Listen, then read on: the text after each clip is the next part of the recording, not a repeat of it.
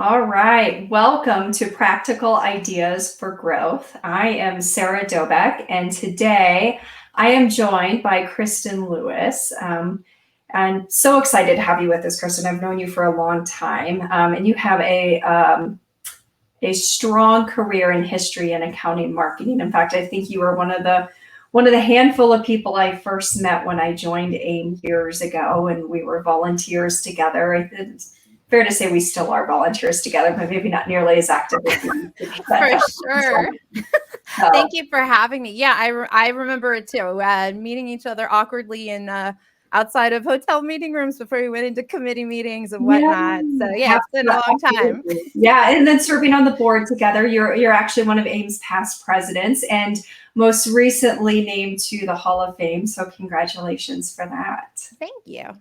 So we're excited to have your perspective today. You know, it's for marketing professionals. It's been, the career's built over the last 40 years of what that looks like. AIM started out of a need to help marketers progress, and so I'm really excited to have you sharing some of that perspective and experience with our listeners today. Can you just tell our audience a little bit about what firm you're with and what your role is? Sure. I'm with EisnerAmper. We're headquartered in New York, and I am the firm-wide lead in terms of industry marketing, working with our various marketing representatives and the lead partners in those groups on strategy. I'm also the lead marketer for our national real estate practice, and I handle New York and Philadelphia regional stuff, our DEI work stream on the marketing side. I got a lot of hats, like many other marketers. I wear a lot of hats. That's awesome. And it's super fun things that you get to work on. It's always interesting. I joke in the work that we do, and regardless of what industry we're working with, we always have these interesting facts and figures that we pick up. So I'm sure that's definitely the case for you. Yeah, and I think too, it's interesting too, just the I guess the way that the firm has evolved too over the years. Like when I started at my very first firm, I was working with 100 people maybe, and now I'm at this firm with 2,200 people. It's like it's a lot, but that's to your point before. Like the careers have grown up, and I think the industry has grown up along with it. So it's exciting.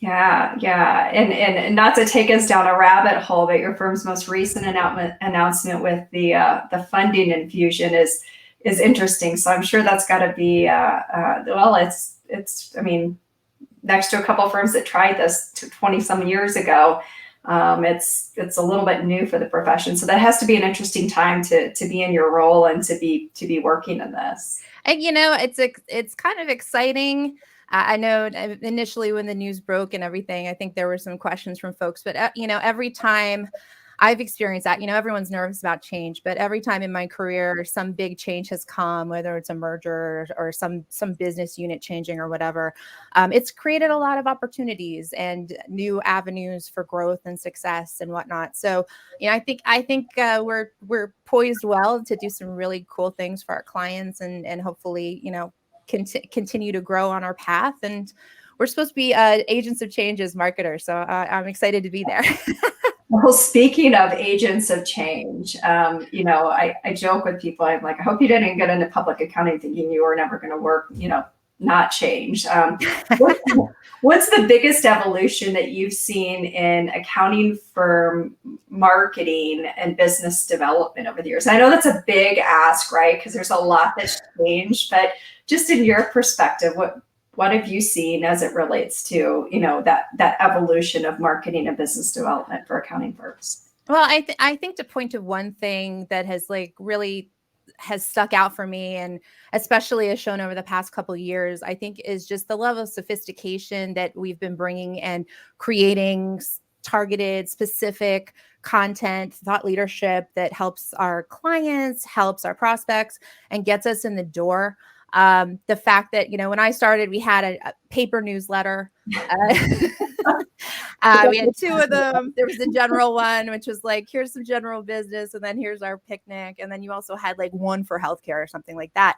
And now we're able to, I think, become a lot more targeted and focused. We're giving people what I consider a lot more valuable business insights than we did back then, because we didn't know what we were doing and the value level wasn't there. It was all like handshake. But just the fact that we've been able to, I think, bring those messages forward on different platforms, the metrics and the way that we're able to measure and bring data into the story and follow those potential clients, journeys along the way, huge. And we've really, all of our firms have had to like pivot and innovate in this pandemic landscape that unfortunately is still around. But that's only just brought it more together. All the event stuff, the content stuff, the email marketing, all the digital stuff has to like meld and really grow into a hybrid offering that we're going to have going forward. I don't think the virtual stuff is going to go away. It's going to just be part of our arsenal as we continue to get back into person with people. But yeah, just the fact that we're creating all this great content is just wild. Remembering those old printer press checks and whatnot, that was my very first job. Yeah, I hear you. I remember, 20 years ago, we did a few paper newsletters for a few years, and then I moved as quickly as possible to electronic, and we got rid of papers. And, that seems like such an advanced thing, 18, 20 years ago. And now look at where we are digitally. And I'll be honest, one of the things that I love is how much data we can pull into the marketing space. I joke that, in some instances, we know some tips and tricks on Excel. We're heavier users of some of the advanced Excel functions than even sometimes some of our clients, which is crazy to me when we talk about working with accounting firms. But I find lately that sometimes we're teaching some things that they haven't used before, or maybe in the way that they're used to using them to get to some of the analysis of the data for all of that. Yeah. And I think that's also a place where we've added some value as marketers. The first time you do analysis for a quote unquote numbers person, they're always like, wait a minute, why are you doing this? You're in marketing. Don't you do the fun stuff, right? And it's like, well, the fun stuff has numbers to it now. And I'd really like to talk to you about how we can drive growth. Yeah, absolutely. And I love that. As you look back on your career, what's been one of the biggest aha moments in working with accounting professionals for you? I think it was the biggest thing. And I think the thing that helped me continue and get past I guess when we were on the AIM board, we identified like the 7-year itch or whatever, when people would be like, oh God, I need something else. The thing that helped me figure that out and get past that was figuring out that not everyone's going to be on board, and not everyone is going to perform at the same level, or even, quite frankly, believe 100% in the stuff that you're trying to do. But it's okay. And what you're tasked with doing, and I think the way that you not just like keep yourself motivated, but really make an impact at the firm, is figuring out with those individuals who are interested, how do we move this forward? What's their path to help, build up the firm? How can we make something amazing happen together? And one of the other things too, that's like sort of related to that, is also empowering those up and coming voices. I think, especially in traditional accounting firms, it's very focused on the hierarchy, partner, who's the partner who's going to do this. And along the way, that kind of that's thankfully kind of changed a little bit, where, okay, so where's the manager? Where's the senior manager who's going to be that partner eventually? But how do we get them into that pipeline a little bit earlier? Because they're excited, they're hungry, they've got new ideas, and that just generates a lot of great energy that keeps people going and even inspires some of the more traditionalists to jump on board. So that to me made it, okay, I get it now.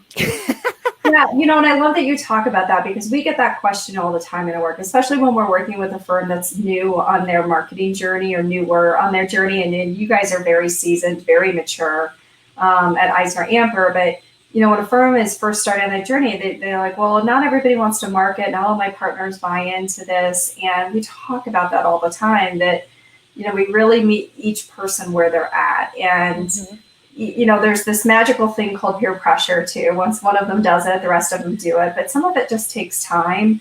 I mean, when we talk about building a culture, it doesn't happen overnight. And building that growth culture takes consistent interactions and building relationships with those people that allow you to do what you described at the very beginning, which is to be that change agent. And I think too many times I see falters because there's an impatience there, or maybe not a realization that just, that's the big difference in an accounting firm environment, really any professional services where you've got multiple shareholders, or Right. investors now, I guess, at this point at EisnerAmper, to really recognize some of that. And it's such an important part of the process that just really can't be overlooked is understanding that. And you won't have everybody that contributes in the same way. We believe it in about us, everybody can contribute to growth, but it doesn't all look the same at the end of the day. No, it can look radically different. And, one of the things that has really stood out to me in this situation where we're, still very virtual in what we're doing is there's some folks who you might have considered, maybe this person's a wallflower. They're not really one to go out and shake hands and have the dry chicken dinners or do the networking sort of stuff. But there's a few of them who have really blossomed in a virtual environment, and, they feel comfortable on their home turf, or they just happen to be tech enabled. They love reaching out to people through these platforms. And that, to me, like, well, there's the proof. The proof is the circumstances have changed, and now we're finding new ways to plug people in. So I smile when I see those people, doing stuff and getting more excited, because it's things that a lot of people don't care for. I'm like, okay, cool. We know your deal now. Now we can work together and do something that you're going to love, and it's going to grow the firm. Surprisingly, some of my wallflowers that have come out of their shell have been some of the best business developers because they're such good listeners. Yeah. Really, really talented. It's great to see everybody evolve at that level. So, having done this and grown with the company, what advice do you have for partners working with marketing and sales professionals, part-time, full-time, whatever, if they're new on their journey or newer on that journey? What advice would you give to them? Well, I think, listen, listen to your marketers is a real easy way to say what I'm trying to get to. But I think that if you can envision the relationship that the marketing and the sales people have with the practitioners at a firm, it's just another client service relationship like the one that they're having with their clients. And you need to work with your marketer and your salespeople to build some collaboration, like a platform where you can figure out, okay, how do we get together and reach our goals? And if you envision something like it's that trusted advisor thing, but in reverse, I'm your trusted advisor for this stuff. Let's figure this out and just try to find a way to do something that moves the needle. I mean, if accountants would, I don't think accountants like it when if a client just went to you and said, do my tax return, see you later. That's not like giving you the warm vibes. That's not the holistic model. If you go to your marketer and say, go do this for me, like you placing orders, okay, you'll get your order done. But if it's all disconnected like that, where are you ultimately going to end up? So if you can bring them in early, just start to build that relationship. And that goes both ways. We need to see the people that we're working with too as unique voices, unique skill sets. And at the end of the day, we're all consultants just trying to grow a business. I love that you say that because I say to our folks all the time, like your client is your firm, but most importantly, what I heard you say, and I'm going to repeat this for all my partners and professionals listening, when we ask them what types of clients they want to work with, that's a conversation we have all the time with them. And one of the attributes they describe is that they really trust us. They call us with everything, right? They bring us to the table anytime they're going to go make a decision. And I love that you talk about that because I think that it's true. And sometimes we call that having a seat at the table in the marketing profession. Like, I want a seat at the table. And a lot of that is mindset, right? Our best clients utilize us that way. And if our firms really lean on marketing to say, we don't just make something pretty, right? That's usually the internal phrase. Can somebody make this pretty, right? Marketing is way more strategic, can be more strategic than that. And a lot of that proof is starting to show up in the marketplace. There's so many talented professionals that have made it to partners in their firm or CMOs who are driving strategy. And one now that's a CEO of incoming CEO of his firm. And so I do think that if you allow your firms to do that, as like EisnerAmper has, you can allow them to be strategic and operate at a higher level. There's really a lot of opportunity that I think firms have. I mean, it's also just thinking a little bit bigger about how you guys work together, and there's things out there in the culture and the zeitgeist. How do you approach that client experience? So yeah, just having a broader understanding of what marketing and sales can do for you and the way it represents you in the marketplace is just hugely helpful to what you're trying to do with your strategy. Yeah, absolutely. So, Kristen, as we start to wrap up, what is the biggest marketing opportunity that you think accounting professionals maybe continue to miss out on, and how do you think they can leverage it? Well, this is, I don't know that this is a very creative answer, but I always think there's a lot of gold left in those hills with your existing clients and your existing contacts. A lot of people think of marketing as this external thing where we're communicating to these new audiences, blasting out messages into the cosmos. And of course we are, but there's a big part of that can really be more of a facet of what we're calling is holistic client service. Are we having those value added conversations with our clients? How are we plugging in, making sure not just that their experience is great, but are they aware of some of the other ways we can help them? I know cross selling is like a dirty word to a lot of people. And one of the very first programs that we put in for cross selling at Goldenberg Rosenthal when I was there, what we actually renamed it cross serving because that was softer and more friendly or something. But it's all about providing that added value. When you come to the table, you have those big conversations and figure out how I can help this person. Are they thinking about this thing in the economy, et cetera?